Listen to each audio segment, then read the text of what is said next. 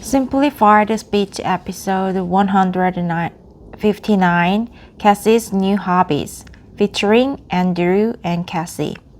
Let's get started with our main topic of conversation. So our topic is your new hobbies. And I'm getting older, Kassy, and my memory isn't as good as it used to be. But if I recall correctly, it wasn't too long ago that we actually had a conversation about some new hobbies that you had, like making kombucha.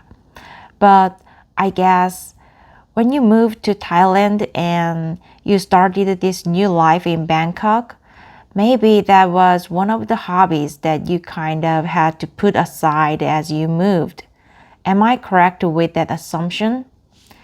Yeah, it was so sad. Actually, a lot of people make kombucha here too, but I didn't have any of my jars or my SCOBY, and it is just felt too irritating to start it again. Yeah, it was so sad. Actually, a lot of people make kombucha here too, but I didn't have any of my jars. I didn't have any of my jars or my SCOBY. I didn't have any of my jars.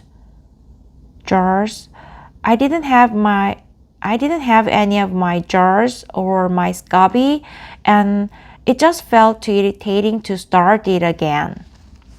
Yeah, I can imagine that those kinds of things are items that you don't want to really bring with you on an international move. So that makes sense that you would put that aside for a moment. But in the absence of that hobby, what have you started doing? Could you share with us some of the new hobbies that you've picked up? Sure. So because of COVID craziness for the past several years, I haven't been super active. I think it's because I totally agree with the mask wearing, but it was hard for me to sweat with the mask on. So I didn't really like exercise the last few years. I totally get where you're coming from. Throughout the pandemic, I still ran like that's my hobby. That's my exercise is running. But it was really uncomfortable to run with a mask on. And thankfully now, we don't have to wear masks outside in Korea anymore. So I can run mask free, and it's much, much better. I totally get why you would put exercise on pause for a little while, but you will start it again. You're active now. Yeah, exactly. That's where most of my new hobbies come from. I joined this really cool multi-sports complex. It has, as you might know from the name, a multitude of sports. It's got tennis, swimming, badminton, squash, racquetball, a climbing gym, weights. It's got everything. Wow, sounds amazing. So, have you been trying all of the different activities that are available there? Or did you become a member for one specific activity? Like, I want to play tennis. You join to be a tennis player, or is this kind of an exploratory time in your life where you're trying all of the different activities? Yeah, I really wanted to use the pool and the climbing gym, and my husband really wanted to start taking tennis lessons. So we signed up for those 3 specifically. But once we started, we've, been trying out all the different sports. And I played badminton for the first time in, I'm not gonna say ever, but practically a decade. And it was really fun. Nice. So when you play badminton, are you just freestyling it? Are you just playing for fun? Or are you trying to be really serious about learning all of the rules of the game and playing an official style game? No, we pretty much play for fun, but we got all the gear, we got, the birdies, the shuttlecocks, we got the rackets, we have our own bag that we bring. What about sweatband? Do you have matching sweatband or anything?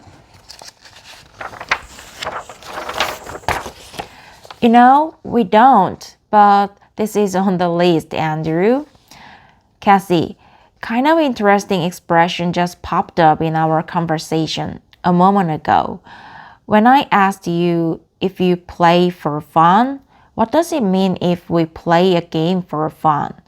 Like you are just playing badminton for fun? What does that mean?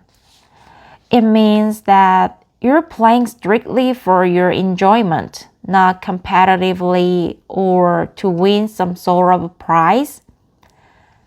And usually when we play for fun, we don't keep track of the score, right?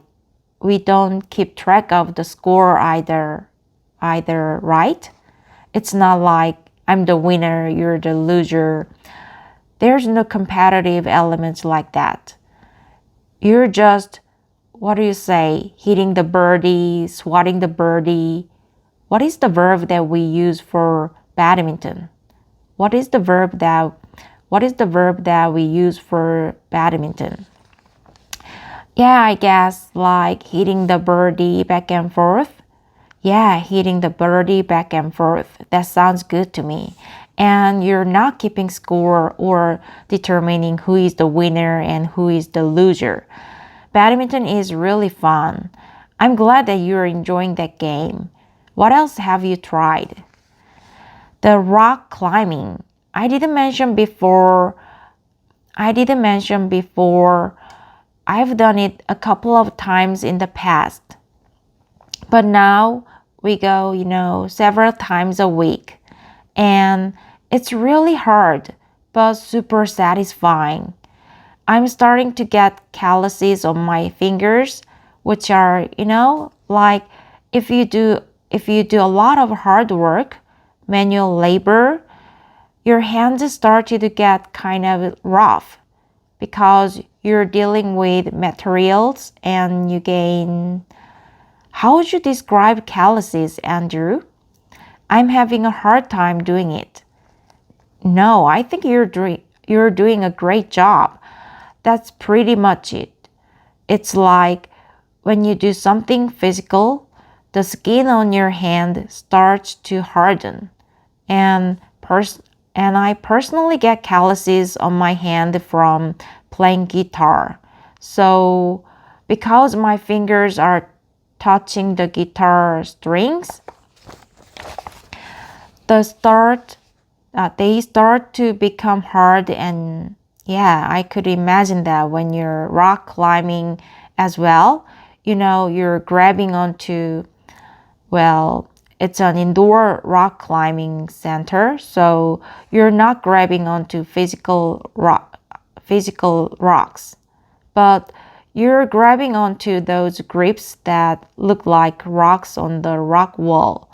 And because you do that, then the skin on your hand gets harder and it gives you some protection, right? So that you don't injure yourself or cut yourself when you're doing rock climbing. It's kind of like our body's own defense mechanism against these things that could potentially cut our skin. Yeah, it also gives you strength and grip. Strength and grip. So when I first started rock climbing, I was really bad. I still not very good, but I can feel the finger strength growing and my ability to look at a rock wall and say, okay, I have to move my body this way and then I have to turn it that way so that I can reach that stone over there. It's really like a puzzle for your brain and your body. Yeah, that's awesome. I think many sports are like that, but rock climbing seems to be particularly like that. Where there's a mental challenge and a physical challenge. And then on the top of that, you have this height challenge, right? Because maybe it's not exactly the same if you're in an indoor gym. I guess it depends on how comfortable you are with heights. But definitely, if you're outside climbing, a mountain, climbing a rock cliff face on a mountain, then you have that fear of potentially injuring yourself or dying even. Like it's a really dangerous sport. It can be if you don't take the proper safety precautions. So you have all these elements going at once, which I think makes it so addictive for people who start the activity. Yeah, that's right. And also the community is really welcoming and nice. I feel like every time I go to the gym, there's people there who are like, hey, or I go, wow, how did you do that move? Can you show me one more time? And they say, sure, why not? So when do you rock climbing indoors? What kind of equipment do you need? Personally, I've done indoor rock climbing when I was like 12 years old. So it's been over 20. It's been over 20 years for sure since I've been rock climbing. So I can't really remember, but do you need any specialized equipment? I'm sure it's not just like badminton, where you can just kind of have fun and go at it. You probably need some training or some gear before you can do it. We needed to buy a lot of stuff. We had to buy climbing shoes that are really tight and they have a special rubber grip around the entire edge so that you can really dig your toes into the rock face. And then we had to buy harnesses to strap the rope in case you fall. And we had to buy a belay device, which is a thing that you thread the rope from the sticks onto your harness. And we had to buy chalk. Chalk helps your finger grip on the wall. I think that's it. Maybe a bag to carry it all in. Do you wear a helmet when you climb? No, I think if you outdoor rock climb, you need one. But indoors, it's not necessary. And you mentioned belaying and the rope. I remember this word from when I climbed as a child, but I don't really remember the meaning. I know it has something to do with the person who is holding the rope for you. Is that correct? Well, there's two types of climbing. There's bouldering and there's a rope climbing. So bouldering, you don't need anybody near you.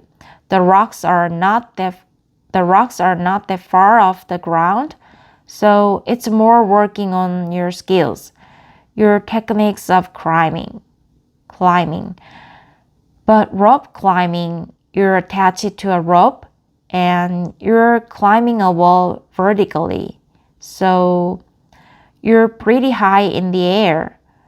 And to protect yourself, you have someone on the ground who's your belayer.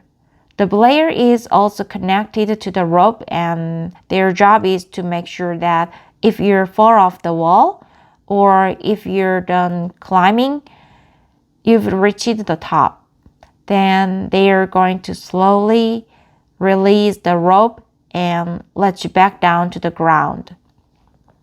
So you need an activity partner to do this, it sounds like. A lot of gyms do have auto blaze where, like it sounds, it's automatic. You don't need a partner, but that's only usually a small fraction of the ropes in the gym.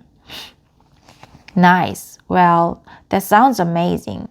I'm glad that you've got into these new activities. How is your climbing skill so far?